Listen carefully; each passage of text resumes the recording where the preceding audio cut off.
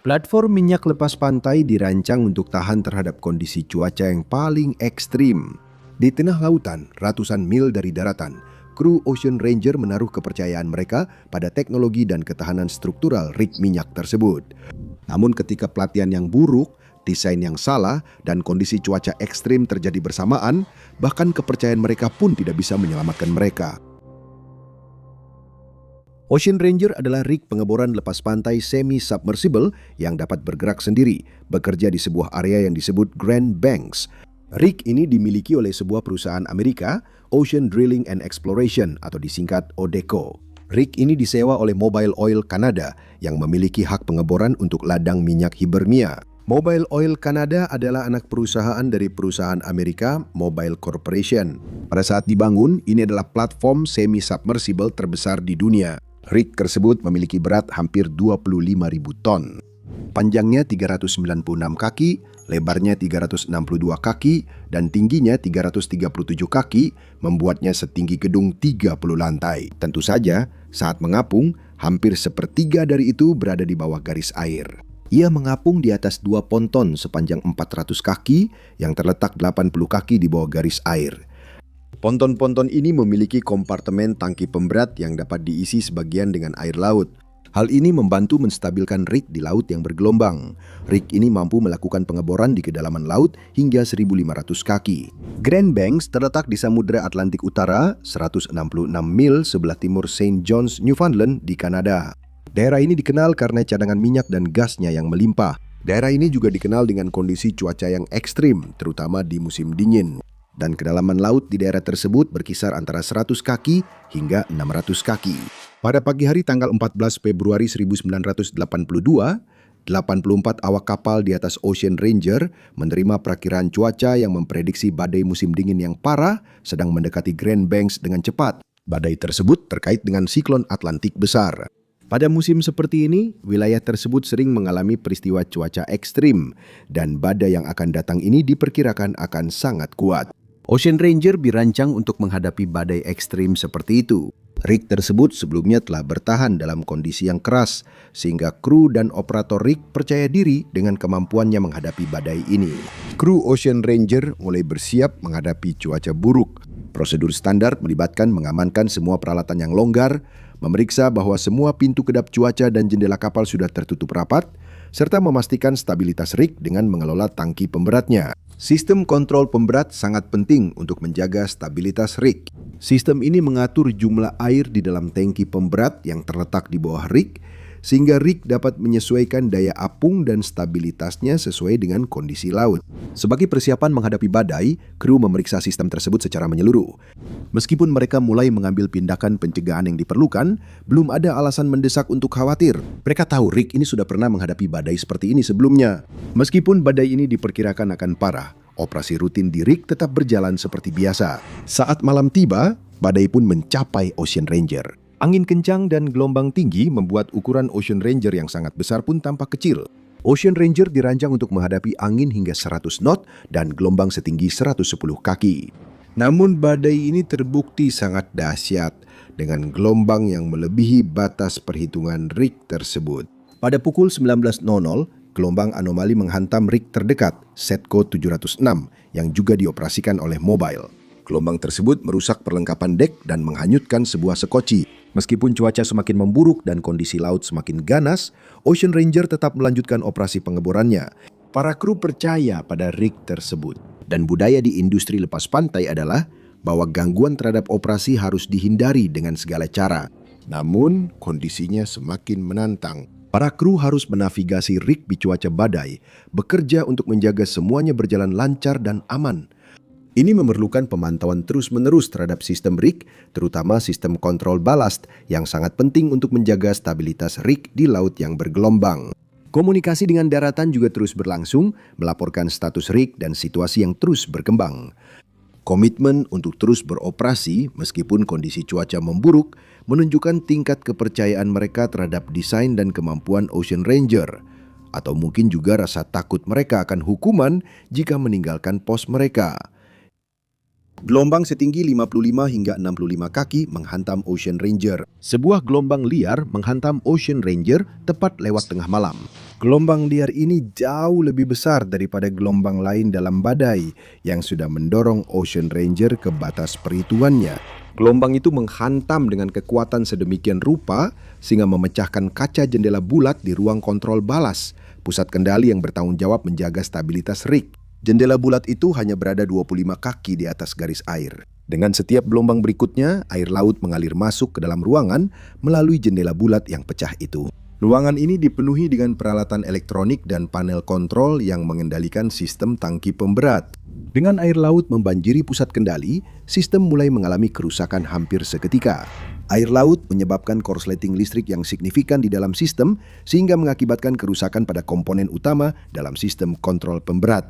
Pada pukul 21.00, operator radio Setco 706 menangkap komunikasi radio di Ocean Ranger yang menggambarkan bagaimana katup pada sistem pemberat Ocean Ranger tampak membuka dan menutup dengan sendirinya. Kru tidak dapat mengendalikan kemiringan dan keseimbangan rig, dan rig menjadi semakin tidak stabil. Sementara kru mencoba mengendalikan pemberat secara manual, badai semakin parah, dan lebih banyak air laut masuk ke pusat kendali. Tanpa kemampuan untuk mengendalikan tangki pemberat dengan benar, rig mulai miring atau condong ke bagian depan rig.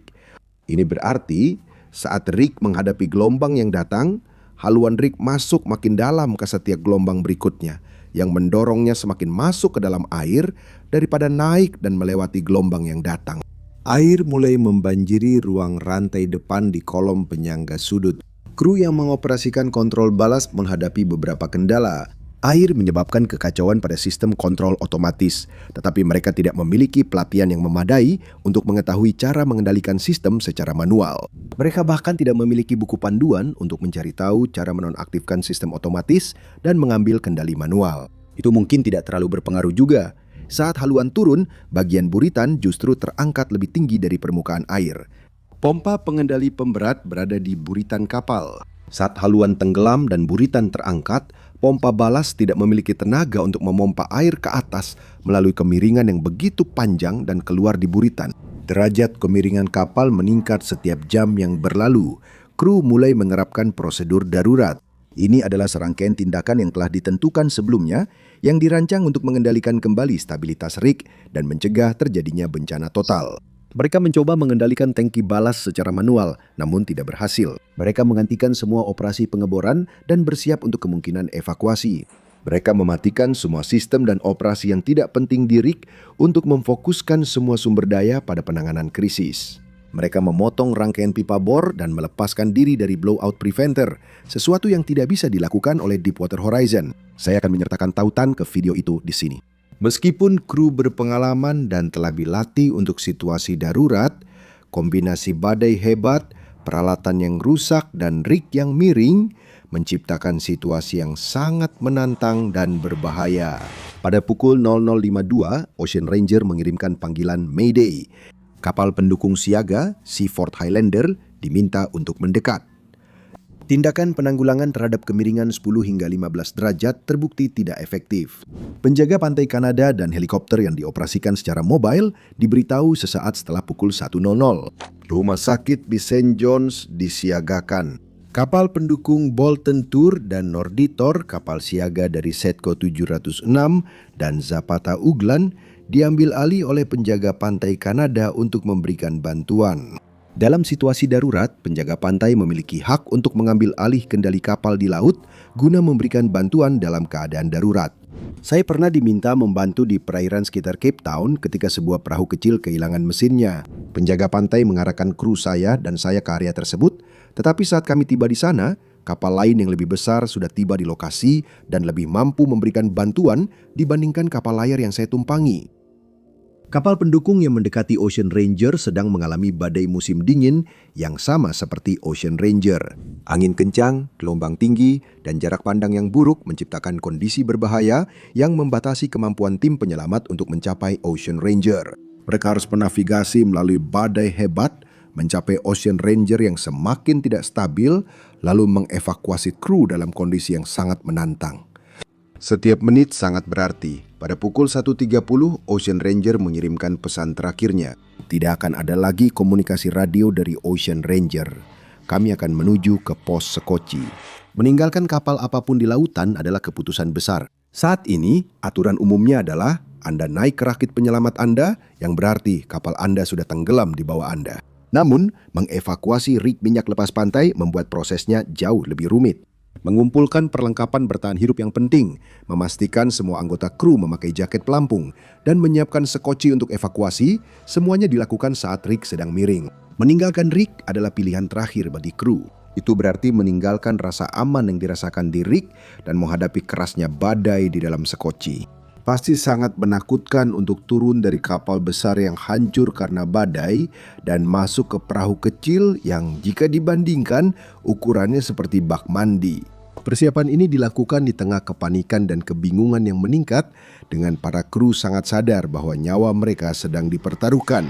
Sekoci dirancang untuk dapat diluncurkan bahkan dalam kondisi ekstrim, tetapi kemiringan parah Ocean Ranger membuatnya sangat sulit.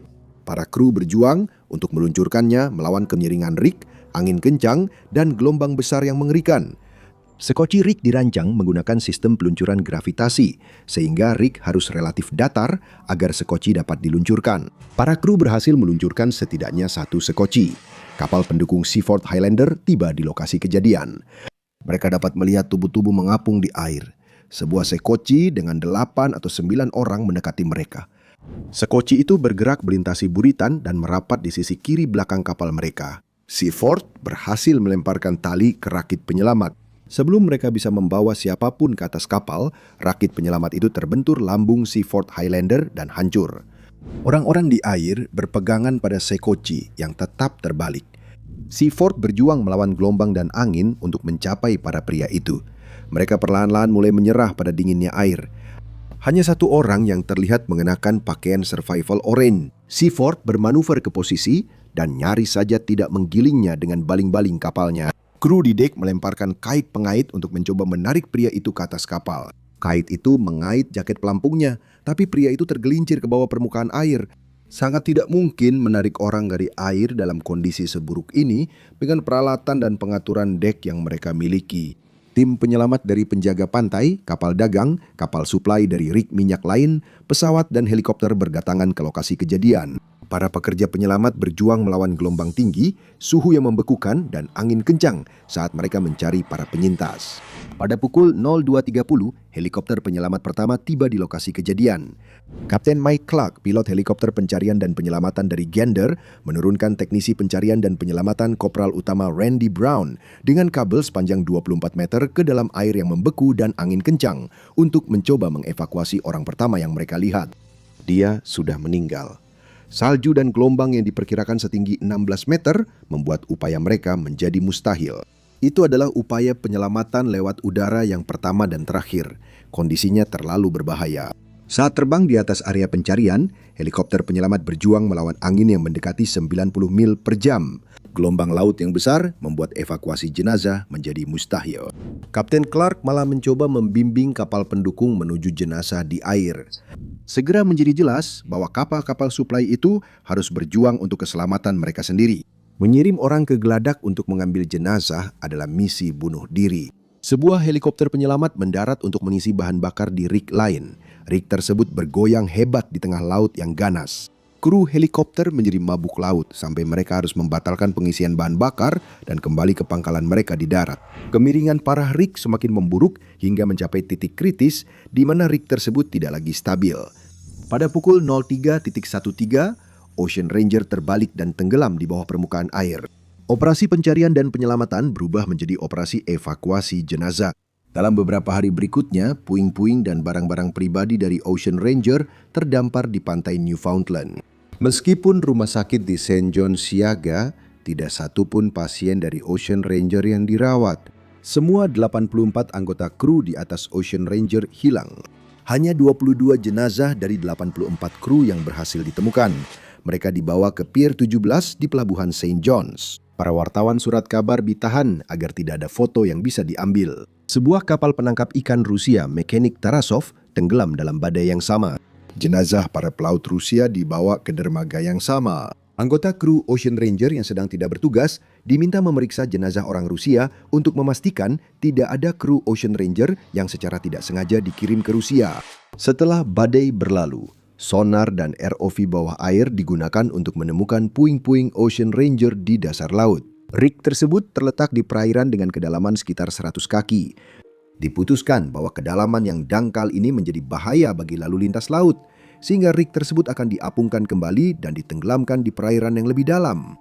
Sebuah perusahaan Eropa diberikan kontrak untuk melakukan salvage terhadap rig tersebut. Selama operasi ini, 2 penyelam dikirim untuk mengambil bahan bakar dari tangki di ponton. Mereka memotong ponton menggunakan alat las potong. Gas dari bahan bakar menyala, menyebabkan ledakan yang menewaskan 2 penyelam tersebut. Seorang penyelam lainnya tewas seminggu kemudian ketika sebuah potongan besar puing logam jatuh dari kapal salvage dan menghimpitnya ke rig yang tenggelam. Sehingga total korban tewas Ocean Ranger menjadi 87 orang.